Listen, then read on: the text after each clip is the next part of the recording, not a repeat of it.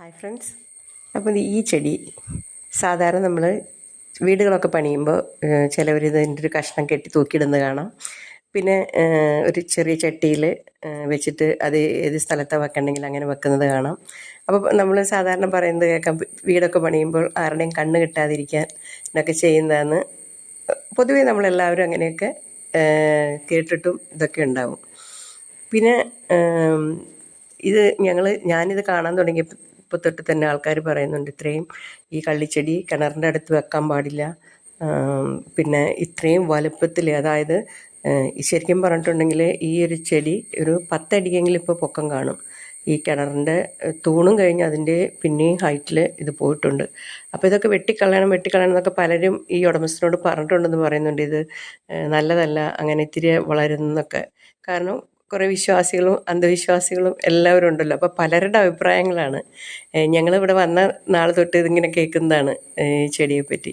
അപ്പോൾ ഇത് വെട്ടിക്കളയാത്തത് എന്താണെന്ന് ചോദിച്ചപ്പോൾ അവർ പറഞ്ഞത്, ഇത് വെട്ടിക്കളയണമെന്ന് വിചാരിച്ചിരുന്ന സമയത്താണ് 2 വർഷം മുമ്പ് ഇത് പൂത്ത് ഇതുപോലെ ഇങ്ങനെ ചെറിയ മുട്ടുകൾ ഇതിൽ നിറച്ച് വന്നു.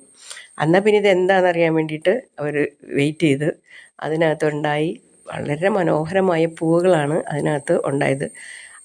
നല്ല ഭംഗിയുള്ള പൂവാണ്. ഇപ്പം കാണുന്നത് മഴക്കാലമായതുകൊണ്ടാണ് ഇതിങ്ങനെ പൂർണ്ണമായിട്ടിങ്ങനെ നിവർന്നു വരാത്തത്. ഇത് കഴിഞ്ഞ വർഷം ഒക്കെ ഞങ്ങളിവിടെ വന്ന സമയത്തൊക്കെ ഇത് നല്ലപോലെ ഇത് വിടർന്ന് വന്നായിരുന്നു. നല്ല വലിയ പൂവാണിത്.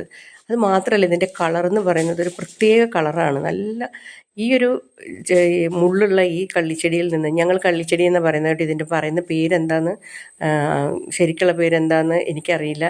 തൃശ്ശൂരിലൊക്കെ ഇത് കള്ളിച്ചെടി ഇങ്ങനെയുള്ള ചെടികളൊക്കെ കള്ളിച്ചെടി എന്നാണ് പറയുന്നത്. പക്ഷേ നിങ്ങൾ ഇതിൻ്റെ കറക്റ്റ് ഒരു പേരുണ്ടെങ്കിൽ അത് പറയണം കേട്ടോ.